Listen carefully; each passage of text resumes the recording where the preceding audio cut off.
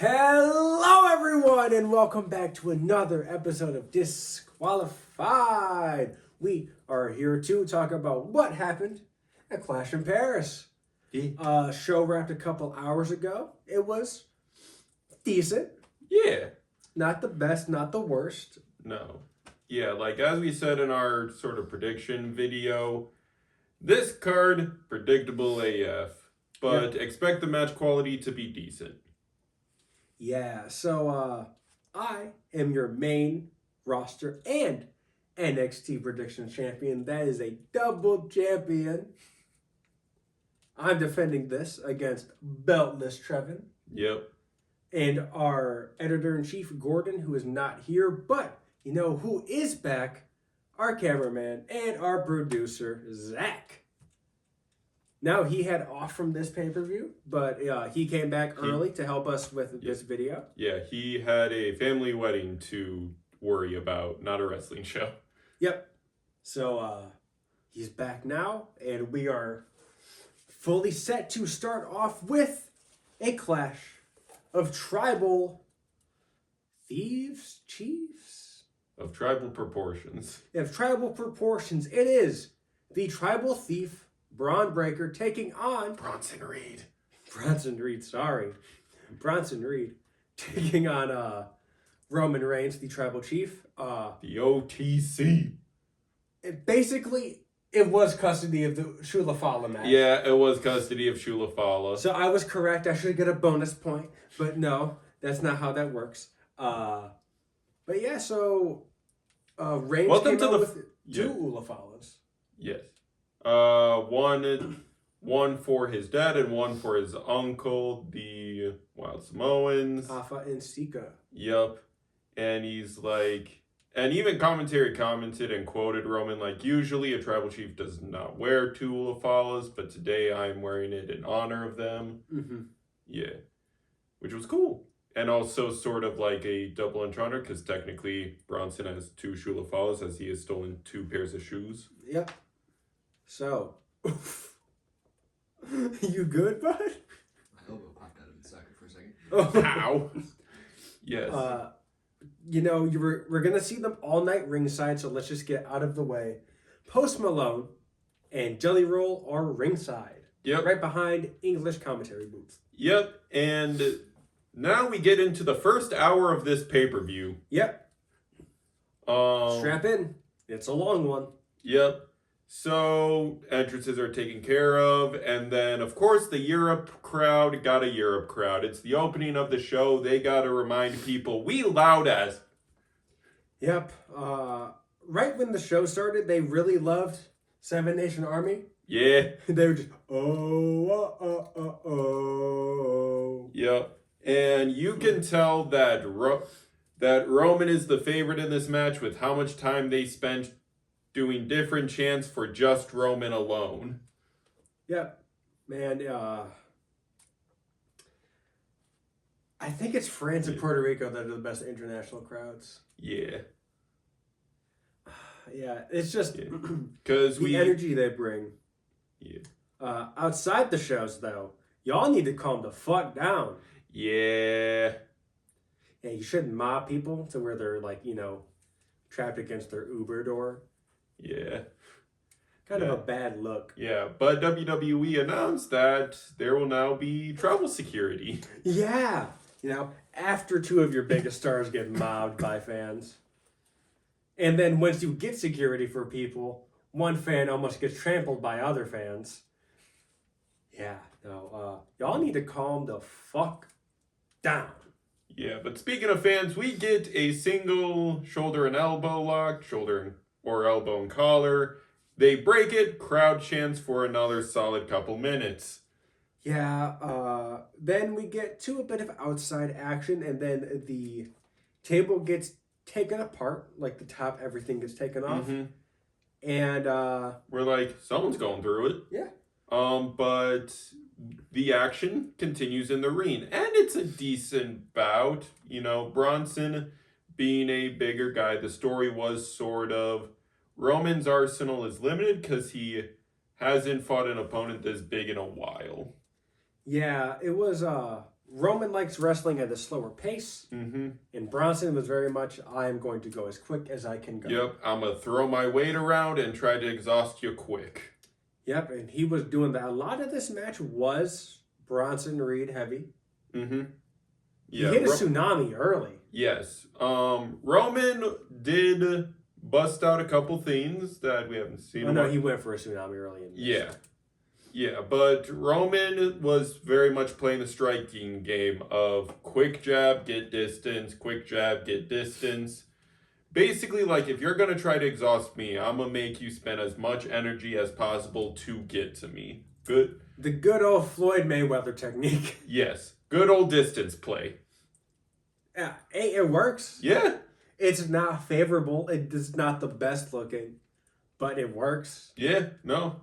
As a martial arts fan, like, no, it made total sense of if Bronson's trying to throw his weight around, make it so he has to spend a lot of energy to throw it around. I think that's what it's like with Steph Curry in basketball, because the people that have to guard him, they're going to try their hardest to guard him. But you know what he does? I'm going to just run around the whole court, exhaust you, get off the screen. Yep.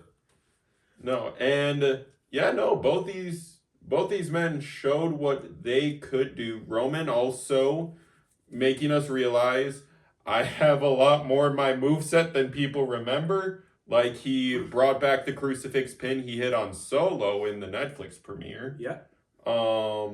We do see a guillotine for the first time in a while from Roman. It is post-match, though. Yes.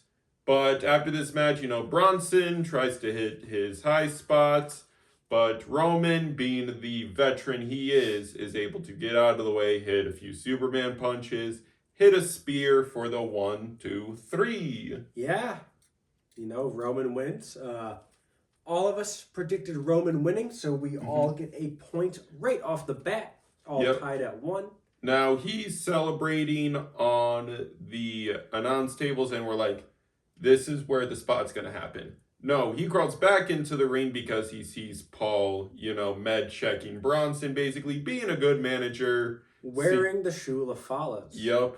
And Roman just stands menacing behind Heyman. Heyman turns around and is like, I love you, my tribal chief. Please. I acknowledge you, my tribal chief. Yeah, please don't hurt me. And Roman's like, give him my shoes back.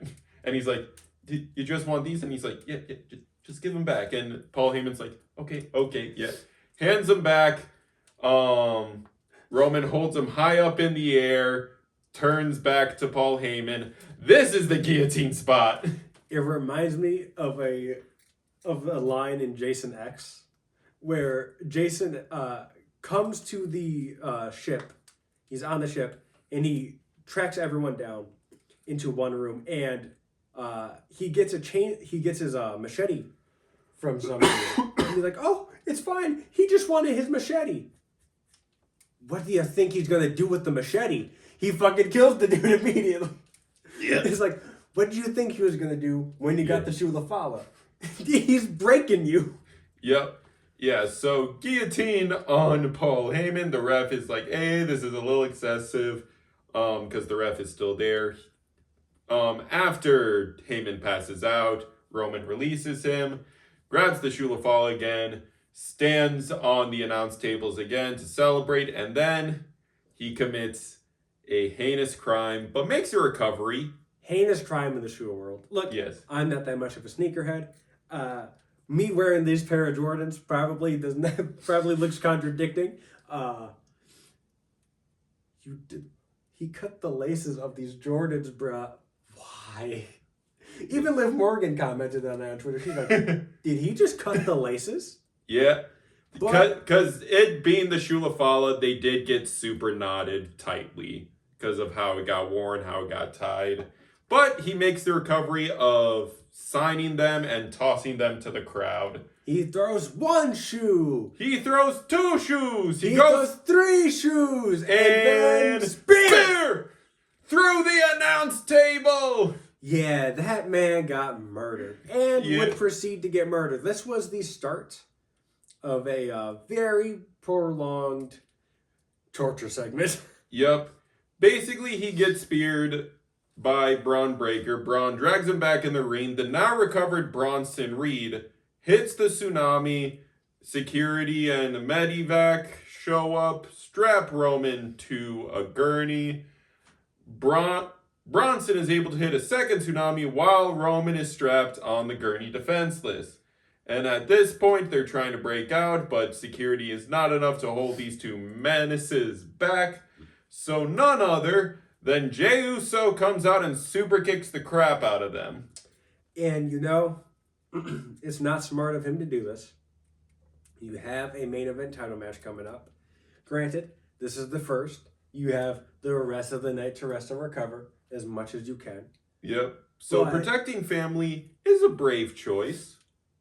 But it's a stupid choice at the same time. It's what Gunther told him. Yeah. Because he held his own for as long as he could, but the numbers game is the numbers game. Spear! Spear. Tsunami and Bronson, because now security team is split, has enough time to hit a third tsunami on Roman, still strapped to the gurney. Yep. And this rates out Roman. So he can film Street Fighter. Yep. Man. I am going to give this match, because I have to rate the segment as well as Yes, you have to rate the whole hour. I'm going to give it a 4. 3.5. It went on too long. It went on too long, but I think... The action was good, but Nah, 3.5. yeah. The action was good, but it did not need to be a whole hour. Yeah, you could tell a lot of matches were cut short because of it. Only one championship match got the actual, announcing the champion and challenger spots that championship matches usually have. Yeah, it went on too long. The match was decent. It wasn't the best. There were a couple spots where I'm like, they might give it to Bronson. Yeah, a couple spots where I thought Bronson would get it. Yeah. But now, we move on to one of those championship matches that did not get the proper announcement. And, It's the match that got made 48 hours ago. yeah, it is the Wyatt Six defending their WWE Tag Team Championships against the Street Profits. You have opinions about the outfit the Profits came out in. Zach, Yo, you know Borderlands 4 is coming out, right? unfortunately, yeah. So, what would you say if I told you that, you know how they did the Clash Clash of Clans. Clash of Clans tie-in? Another unfortunate yes. The Street Profits had that, and they were Berserkers. I'm never watching another WWE show again. Bro, it was the worst looking fucking gear. You know what? Keep the tag titles off of your fucking pay-per-views of this is what you're using them for. Yeah. To be fair, ever since people complained about the SmackDown division not being on PLEs, they've been on PLEs ever since, basically, because of the WrestleMania debacle. Yeah, but man, you should... Stop using your tag divisions as video game sponsors. And you know what upsets me more? The more that I think about it, you were in fucking Paris. Claire Obscure is gonna win Game of the fucking Year. Claire Obscure was right there! Why no tie-ins for that GOAT game? Tell me. Tell me. Is it because you don't like the French? I think that's probably why. But bro, I get that that's the obvious tie-in. Yeah, I get also that that Borderlands obviously talked to them about sponsorships. Claire Obscure gear would have to be a personal choice for the participants in the match. But it was right there! It's not even that. Borderlands is a Take-Two game. Yeah. Take-Two makes WWE 2K. So... Money. That's why. Yeah, it was money. No Claire Obscure gear. The closest we get is Becky's gear because it's black and white. Yeah. That is the closest we get. But Goat game robbed. Goat game robbed. yeah. It won't get robbed in the Game Awards though. Oh yeah, no, it won't. No. It's winning soundtrack at least. Winning sound. It's literally it is win. It is if it doesn't win, it will be a scrub because you know for sure with how much the internet is talking about it, it's winning the popular vote. Oh yeah. Yeah. But now, On to the match that we flamed the gear choices of. pretty decent back and forth action. It starts With with Dawkins wanting to start the match. but Tez is like, no, I'm gonna start. And then they argue for a bit, and Dawkins goes, "No, I'm gonna start. Yep. I got this." Like he holds Tez back and says, Yep. And as soon as Dawkins is about to go, hard ass tag from Montez Ford. it was a little bit of action because first it starts off with Dawkins and Gacy, Mhm. and then we eventually get Loomis tagging in, and that's when Tez hard tags and is like, "Get back, this one's mine." I thought it was immediately. No, it was they had like a 5-move bout before that hard tag. Okay. Yeah, Yeah, because the Wyatts do make frequent tags. That is a thing that they do. yeah, Yeah, so they're smart tag people. Tez goes, "No, you get out." He starts going, "We want the smoke." Yep. I thought this is where Dawkins was going to tag himself back in. Yeah. But nope. Tez goes on to basically get into a taunt off slightly with Mhm. Loomis. Yeah. And then we get some more action. Yep. The chemistry starts reestablishing, but the Wyatts be creepy and they be smart also. Yep, 'Cause so of- it comes to Dawkins on the outside. Yep.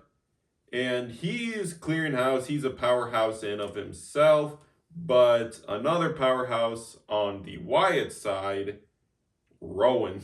Yep, and Rowan steps to him, and he takes the eye off the ball just for 1 second, and Loomis clotheslines him over the barricade, Yep. taking Dawkins out for the rest Yep. of the match. And Tez sees 2 targets in Rowan and Loomis. I can't decide if this is my favorite or second favorite spot that he does. Whee! He runs coast to coast diagonally, jumps over the top rope, does a fucking front flip, and lands Yep. on both Loomis and Yep. Rowan. Now Dawkins. This man is one of the best athletes WWE Yeah. has, hands down. Yeah, now Dawkins did eventually recover because he tried to save his teammate after the numbers game got to him. But with all the other Wyatts distracting him, there was one who decided they want to play a little game and played hide and seek under the ring as Dawkins' legs get grabbed by Abby the Witch, Nikki Cross.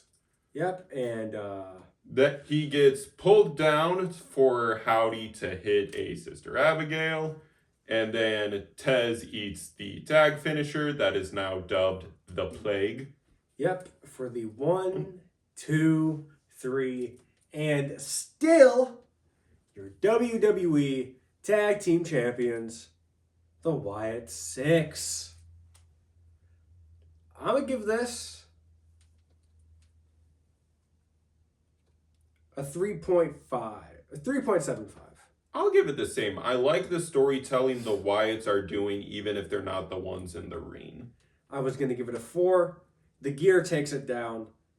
The reason why I give it a 7.5 is because the ovation the Wyatts got this match. Holy. Holy shit. The way that they Yeah. use the Eiffel Tower in the actual Yeah. set. Like how the Eiffel Tower had a bunch of fireflies on it. Man, Yeah. it was so cool. And just to tell you how many fireflies were there, they announced the attendance record.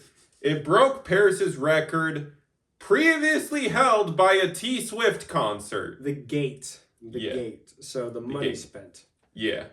But that is because WWE is ridiculously expensive right now. Yes. Yes, but that's a good record to break, honestly. Yeah, that's a good record to break. This was Paris's first live show. Mm-hmm. So, yeah. Yeah, no, like the crowd was loud. The ovation for the Wyatts was beautiful. Yep. Man. Really, the only thing that brought this down from being a 4 is that fuck-ass Berserker gear. The helmets were cool. I will give it that. Probably because 2K actually sent them helmets to use. Yeah. Like, I think that was very much last minute put together gear. Yeah. But, yeah. Now we move on to the second of 3 championship matches. This match also did not have the regular championship match announcement. Oh, wait. All of us picked the Wyatts, by the way. Yes. So we all get a point. It is tied 2-2-2. Yep. And now we move on to the Women's Intercontinental Championship match. It is Nikki Bella, the Hall of Famer, taking on your Women's Intercontinental Champion, Becky Lynch, aka The Man. Yep. And this match, I hate to say it, but it was probably the worst match of the night. Yeah. Like, it wasn't bad, but there was a very apparent botch. And it was also the quickest match of the night, I think, too. There was the botch, and I don't know who was at fault for the botch, so I'm not going to point fingers at anyone. No, yeah. The other spot that was like, oh, that looks kind of rough, was when Nikki was bouncing Becky's head like a basketball against both tables. Look, I know that you have to protect your face. Don't make it so apparent every time. Change where your hands are. Do Or the do flail. what Seth did. Yeah. Of instead of protecting with your arm, with your hand, protect with your shoulder. He went shoulder, then tap with the head. Yeah. I guess it was on the harder part, but like, Yeah. you could do one hand, you can switch the hand, you could do forearm. Yeah. More flailing. Yeah, it was a decent match overall. Like, Yeah, no. Like, it wasn't bad, but it's just they were very clear, like, how short the match was, the spots we're talking about. I feel like also the ending was a bit funky. yeah, it was a little funky. I think Becky has a new signature, and I think that is the linchpin. Yeah. Where it's such a cool move. Yeah. It works. It looks better and makes more sense in triple threat matches where it got introduced. Mm-hmm. It's the thing where she rolls the opponent through this basically half arm drag, half roll ups. Yeah, she does like a underhook arm drag pin, Yeah. like a schoolboy. 1, 2, 3 for the win. Yep.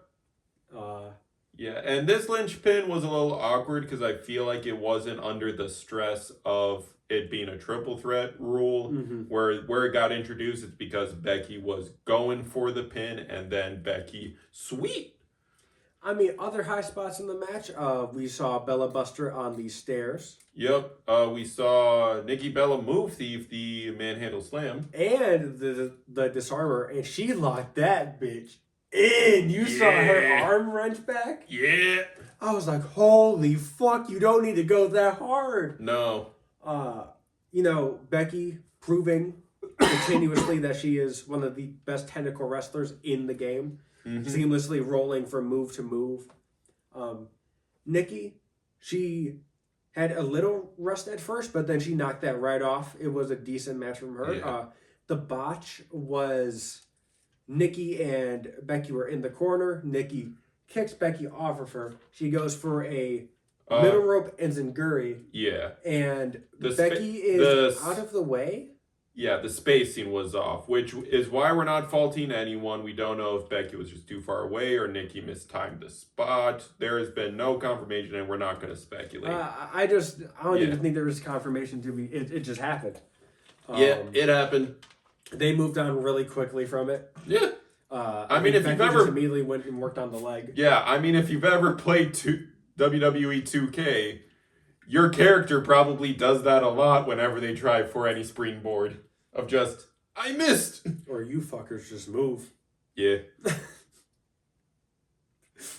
Looking at you specifically. Says the one that has not been hit by a high flying. I have.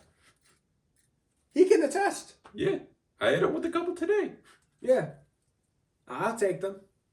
You'll take his. Ayo. Pause. Settle You down. always dodge my shit. So. But I'm going to give this match a 3. Yeah. Like, the action wasn't bad despite some stuff. And again, it was the shortest and probably compared to all other 6 matches on the card, probably the worst of the night. But it wasn't a bad match. Yeah. I'd say the closest in quality is the Wyatts. Yeah. It was just like, that's just the closest in quality to it. Because the Wyatt, it wasn't really that amazing. It was No. a decent match. It was just the high spots that were in the match were dope. Yes. And they really got the match over. And yeah, and that's the thing is that both teams of the Wyatts and the Profits have a long-term story that's reaching its climax, sort of, and they did a good job of telling both those stories.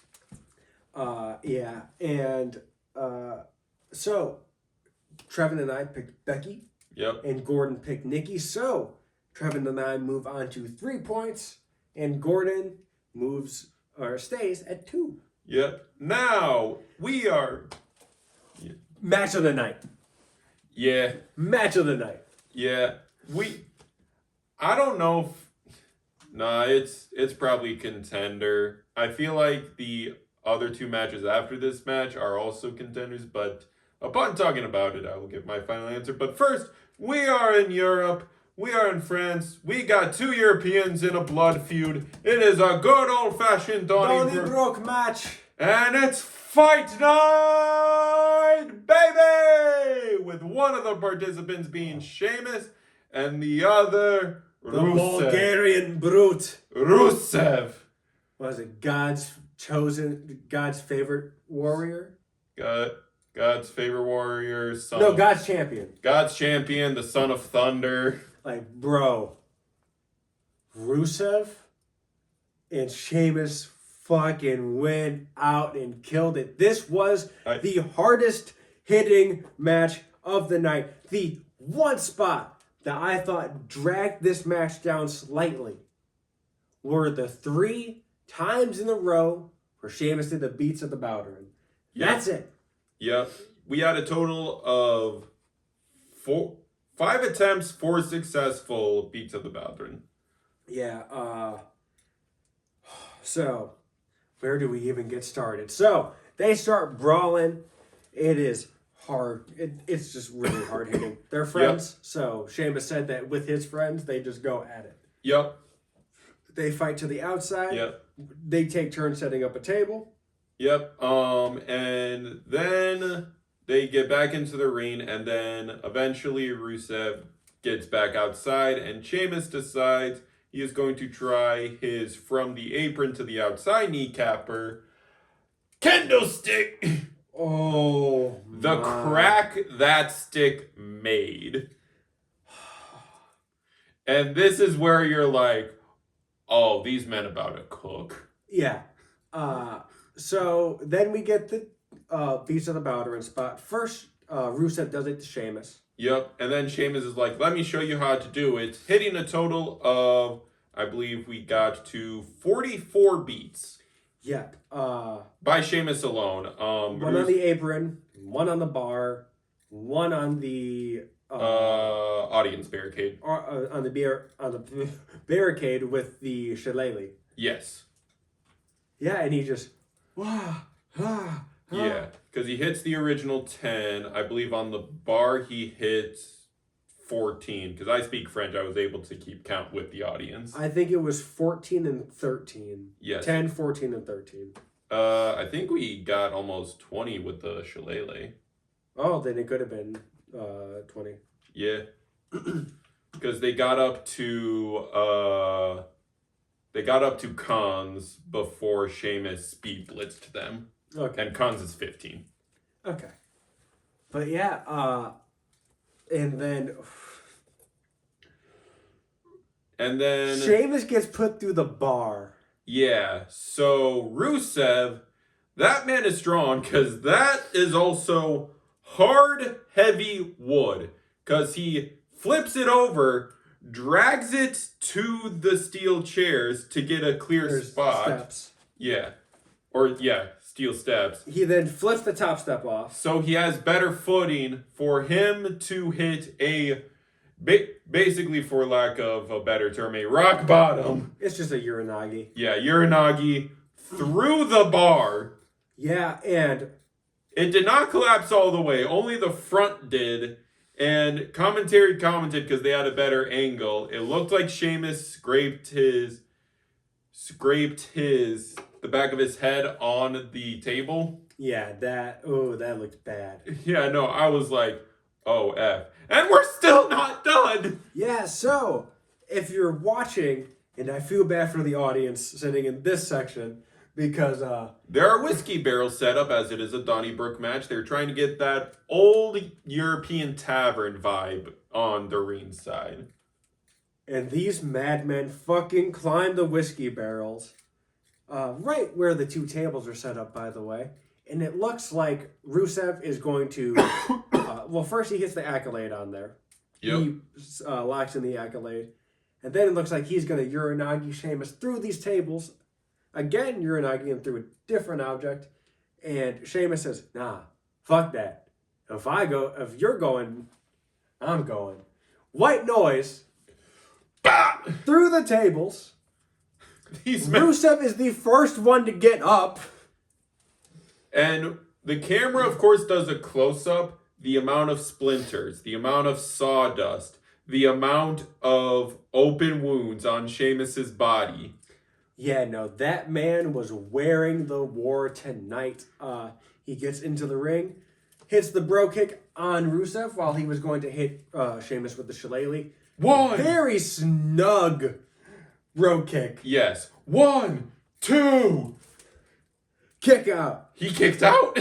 Yeah, and at this point, I knew it. He was winning. He re-grabs the shillelagh, breaks it in half on Sheamus's body Puts on the accolade, and then wrenches all the way back with till he's shillelagh. laying, With shillelagh. giving him the what's it? Scottish smile. Yeah. I'm not sure. He basically braced with the chokehold, the shillelagh across the like this. So he curb stomped him using a shillelagh. No, No. he put on his Yeah. submission finisher. Basically, instead of using his hands across, instead of cross-facing with his hands, he cross-faced with the shillelagh. They put it in his mouth like a bar, and then Yeah, or like, Oh, ball gagged. kinda, sure, for lack of a better term. yeah, and Yeah. then wrenched it back so Sheamus's knees are a little bit hyperextended, hyperbent, and his back is wrenching. Yeah, on Rusev's knees And Sheamus taps. he sits there for 3 seconds debating on it or not, and just decides, nah, too much. I've gone through too much. Yeah, man. I'm gonna give this 5. 5. Rusev wins the trilogy too. Bro, this was such a good fucking match. When it was made, we thought this could have been on a Raw, but it was PLE quality hands down. I'm glad it was on the PLE. I'll eat that sentence. Man. I'll eat that. We'll eat those words. Oh, we all voted for Sheamus. We Yep. don't get the point. Man, what you- a fucking performance! Are you surprised Rusev won the trilogy? Kinda, but kinda not. Yeah. You don't want him to lose his first major feud coming in. Yeah. I'm just like, what does Sheamus do now? Because of course the story is still he's trying to grasp that IC, that last title. And I guess he's going back on a little rest and respite spell? If he goes to rest, he goes to rest. I think He deserves it, to be fair. you're getting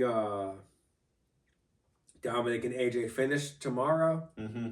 and then Sheamus can go right into whoever's champion if they want to go that route. But yeah, man, This also writes off Sheamus because I guess Dominic's next feud for the next couple weeks is technically AJ and Vikingo. Yeah.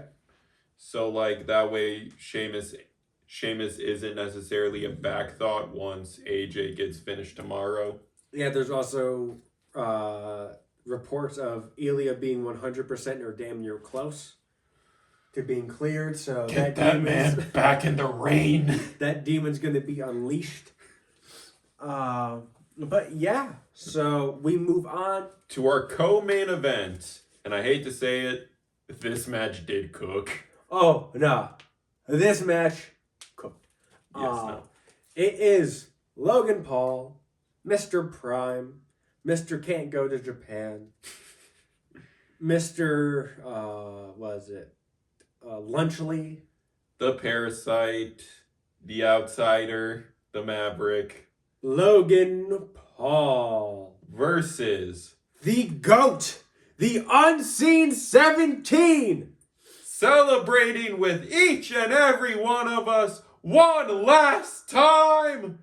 He is the last real champion. John Cena!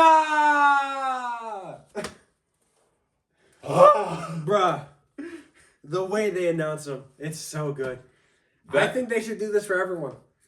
If everyone has nicknames that. You gave the example of Seth of he is the visionary, he is the revolutionary, he is Seth freaking Rollins.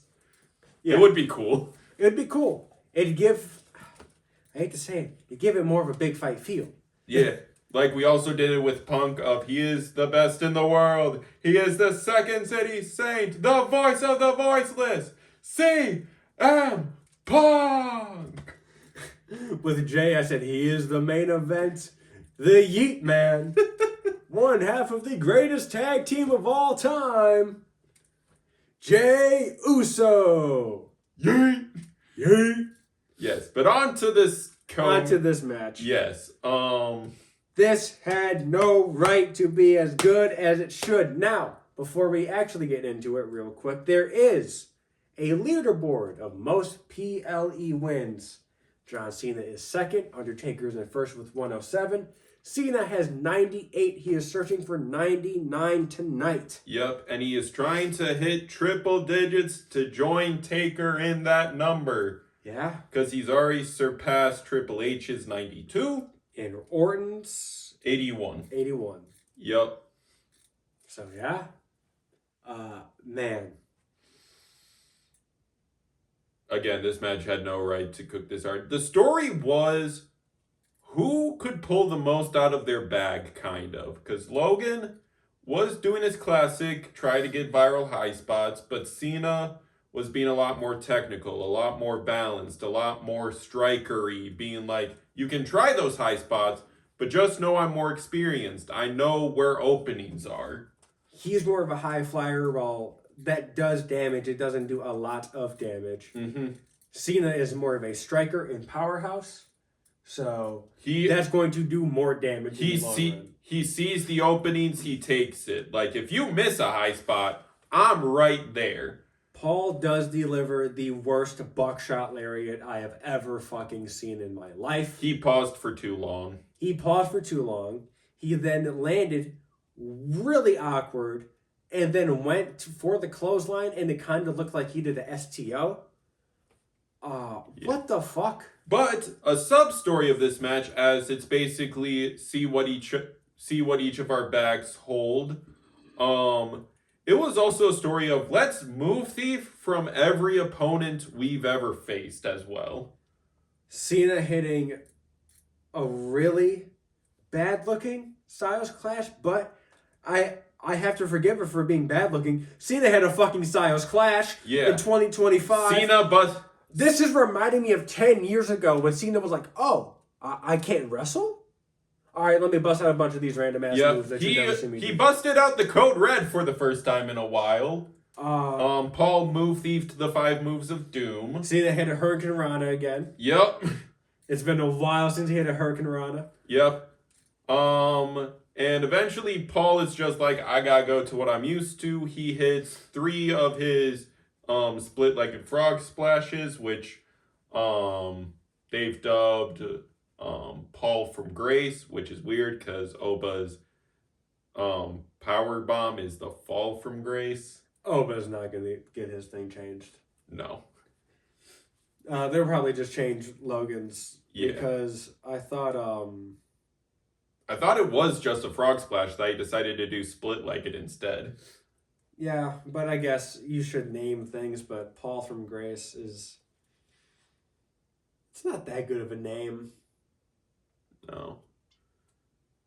Yeah. But he hits 3 of those, and this match is still going on. Cena, basically they're meeting finisher for finisher with Paul hitting 3 Paul from Graces, Cena hitting 3 AAs, and they're still kicking out. And then Cena hits one more AA, rolls through.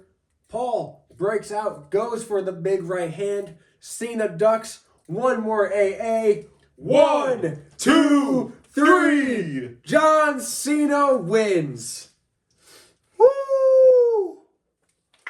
I am so glad they did not give Cena a loss to Logan Paul on this. No, because we were talking about it of like, if Cena loses to Paul, how is he still a credible threat for the Lobster Man at WrestlePalooza? Yeah, I think you have. Because Paul put on a good show. He was good on the mic in the promo offs. This got Paul street cred.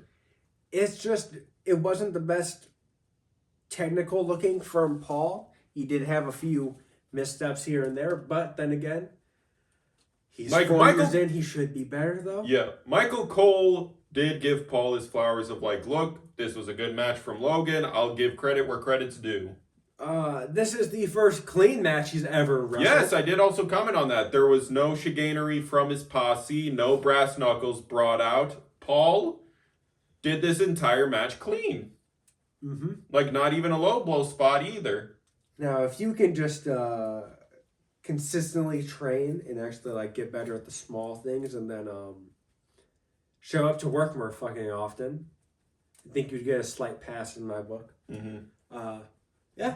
But until those improvements are made, we'll still argue against you every once in a while. We'll give you your credit where credit's due, but you got a lot of PR mistakes to recover from. And now this moves Trevin and I up to 4 points, and Gordon still at 2. So mathematically, oh wait, no, we still got one more match.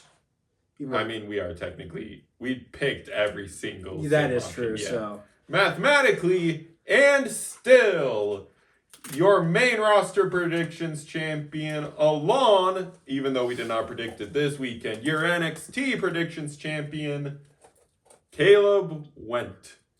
hey, Double Champ still in the house. How's it going? I got myself another month. Yeah? I get to be annoying for another month. Wait, 3 weeks. WrestlePalooza's the 20th. That's basically a month. Yeah, I'll give it to you. Double Champ's gonna be going to Raw, baby. Yeah? I might take this. Up to you. Up to me, I don't know. But hey, I'm gonna give this match a 4.5.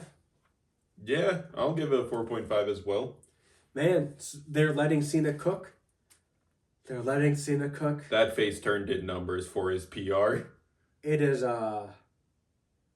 8 appearances left for Cena. 3 months. December 13th is gonna hit like a truck. Yeah. Man, it is it's sad watching it come to an end. It is his last time in Europe. They made that very clear. And the crowd gave him the ovation that he so deserves. Yep. He basically after the win did basically a tour around the world of both in the ring and on ringside. He met up with the Brussels Kid yet again. Hugged and kissed his wife. Yep. Then went over to Jelly Roll and Post Malone. Dapped them up. Hugged them. And then said goodbye. Yeah. And now, ladies and gentlemen, our main event of the evening. It is the World Heavyweight Championship Fatal 4-Way. Now, going into this, it is LA Knight taking on Jey Uso, taking on CM Punk, taking on the World Heavyweight Champion, Seth frickin' Rollins. With no one on ringside. Because of their actions earlier in the night, the Paul rest of the division is barred from the building. Yep. Paul Heyman hospitalized because of the guillotine, and Pierce says, "Go enjoy Gay Petty." yep. So Seth is all alone. We do get a backstage interview for Seth's opinion about him being alone, and he basically says, "Look, I can't say who I think I say if I can't win this alone. I've been a multi-time world champion before I got this one, and I didn't need the vision to get those championships. And if I can't defend this now, I don't deserve it. But I don't need them tonight. I'm going to go do what I do best and win." Yeah. And we get Jay coming out first, followed by LA Knight, Yep. followed by Punk in the Doctor Doom gear, which looks pretty cool. Yep. Jay's ribs are taped up from the spear and tsunami damage. LA Knight is doing his best candy corn impression or Spirit Halloween inspired gear. It is almost Seth that season. Is Blue. Blue dabba dee dabba die. I made the comment of like the other three participants in this match. That man, he's done nothing wrong, but he's blue. And I don't like blue. So the first act of this match saw pretty much a basic fatal 4-way. Yep. Until towards the end of the first act, we see Jay go, "Hey, why don't we all kick his ass?" And they're like, fair enough. So they all team up on Seth, kick his ass, and then Knight goes, "No. This ain't enough. Put his ass through a table." And Punk is like, Jay, Get the tables! paying tribute to the Dudley Boys. Yep. They get the tables, and as soon as it looks like they're going to put Seth through it, start of Act 2. Super kick from Jay to Punk, and LA Knight is like, I guess a comeuppance for the opener. They tried to get Seth through the table still. Seth fights. They play around in the audience. Knight and Rollins move on to the barricade where Rollins goes over by Knight clotheslining him. And he's just standing there, like his controller disconnected. Super kicks LA Knight, and then Seth and him play in the audience a little bit, squabbled out there. And then LA Knight, having recovered, decided to cut him off around the corner. You're walking through tall grass in Pokemon. Yeah. Yep, and he takes the fight to them, and eventually they all make it back, and the Fatal 4-Way normal continues, and we enter Act 2. Or no, that is Act 2. We enter Act 3. Ah. We get to everything is going to chaos. Everyone is fighting everyone. There are no more alliances. The funniest... Punk gets put through the table that's set up on ringside, and ooh boy. we use go through lightly as it cracked. It literally just cracked in half. Yes. Punk basically bounced off of it, and it reminded me of the Ryback thing. Yeah, it's like Punk has the worst luck with table spots, brother. Did you miss the table, or are you just fucking stupid? At least he hit the table this time. Yeah, no, he hit the table this time. It's on no one. It's just the table didn't break how it was supposed to.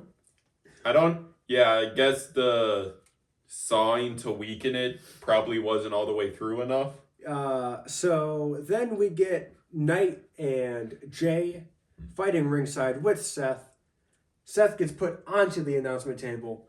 Jay runs up on Knight, who is on the top rope. He fights off Jay. Yep, and he That goes. momentary distraction. Goes for the elbow. Gives Rollins enough time to recover to roll out the way. And Knight just eats shit. yeah. And yep, Seth is fully recovered, and two people are on ringside. Punk is still taking his time to recover, and Seth is now just taunting both his competition and hyping up the audience, being like, I can do this alone, and you've all made enemies of me. He starts with a stomp on LA. No, he starts with a stomp on Jay. Yeah, stomp. Then LA. And then he puts Punk in a chair. Goes for the stomp. And Punk moves out the way. Rollins' leg goes through. And you hear it on the replay. He goes, ah, fuck! I mean, it looked like it hurt. Because I think the spot was he was just going to stomp, like, the seat part and, like, basically have that part braced. But he overcorrected a bit to the right, I think, and the chair folded like normal. It folded like normal on his leg, like Yeah. a vice. He's like, ah, fuck! Yeah, luckily it was gimmicked to where he could just pull it out and the chair folded the other way. Yeah, but then Punk goes for one GTS, hits it. Rollins slumps on the ropes, falls back into Punk's shoulders. Replay of the Netflix debut spot. He said, go to sleep. Someone low blows Punk. And it's a very thin looking person. I don't think it's. And then I look closely and I'm like, wait, they got eye makeup. Oh, frig. And it is Becky Lynch. Helping her hubby out. The man Stomp. helping her man. Stomp to Punk. 1, 2, 3. And still your world heavyweight champion, Seth frickin' Rollins. And Becky, a female rep for the Vision? Yeah. This moves Trevin and I up to 5 points on the night. Gordon is in last place, so he gets another tally on the board. Yeah. So now it is Zach and Gordon tied for last. Yep. Just know if I would have predicted this, I would have won. Why, you were going to predict Rusev? Yes. Fuck Sheamus. Hey, yo. Sheamus is GOAT, but okay. What's He a the... GOAT, but against Rusev as the intro of the string of things, he should not have won. So it's a obvious guess of Rusev. Yeah. This was just a very predictable card. Yeah. I'm going to give this match a 4.5. I'll also give it a... I'll give it a 4.75. Okay. Yeah, it's like... It wasn't quite the 5 potential to tie with Sheamus and Rusev. Like, there were cool spots, there were funny spots. Jay hit the best spear he hit in a while. And I didn't even witness it. No. And I was mad. I was like, Jay finally hit a decent spear, and you're scrolling Twitter for news. The only good spear is Breaker. I don't disagree with you. Everyone else sucks. No, Roman hits a good spear. No, he doesn't. Yeah, No. Roman actually does. Roman does hit a decent People spear. who play football know how to hit an actual good Yeah. spear. And both those people that we mentioned have played football. Yeah, man. Jay, look, there was 2 spear attempts, and the first one was good, but Seth countered it into a pedigree, which was a cool spot. And then the one you weren't able to witness was also pretty good. Did it not look like he folded his neck into his opponent? That his No. head go under the arm? No, it was a, I forget. I think it was a basic like knife football tackle because I believe his head was to the side for the first time in forever. Okay. Yeah, Because that's one thing I like about because it Roman. was a very quick spear too. One thing I like about Roman, he jumps through the air with his most Yes. of the time. Breaker does that, but only when he's going for like a distance. The super speed spear. Yeah. Roman usually does that most of the time, where he just jumps to the air. It makes him look a lot cooler. Like screen captures of Roman hitting a spear. Oh, or farming. Still, sorry, the best spear in the game ever is Goldberg, Yeah, and then it's Braun Breaker. yeah, But Braun Breaker has a whole career ahead of doing spears, so I think it's only just a matter of time till Braun takes that spot. yeah. I mean, hitting a spear at top speed of 22 miles per hour. 23. 23. Mm-hmm. Daggone. That's gonna get you over. That's almost going. That's almost speed limit in a residential neighborhood. Yes. That's insane. Also fun fact: the minimal speed requirement to be dubbed a functioning car for the roads. 25 miles per hour, but he is 2 mph away from hitting that. Yeah, when he runs the ropes. Yeah. Oh, man. I'm gonna give this card overall a 4. 4. We knew the matches were gonna cook. It's just all the builds to the matches were rough. The back end of this card really, really, really saved it. Yeah. The opener was decent, but it went on too long. It did not need to go on for an hour. No. But it's Roman, so Roman's gonna Roman. And the back end was just nothing but 3 excellent back-to-back matches. Yeah. Starting with the best, surprisingly. Yeah. And just staying consistent there on out. Yep. And that's it for this episode of Disqualified. And that's it for Clash at Paris. Now, Paris, Raw's going to be in Paris again next week, or tomorrow. Yep. And then next week, Milwaukee. Yeah. Oh, I cannot wait. This is going to be so fun.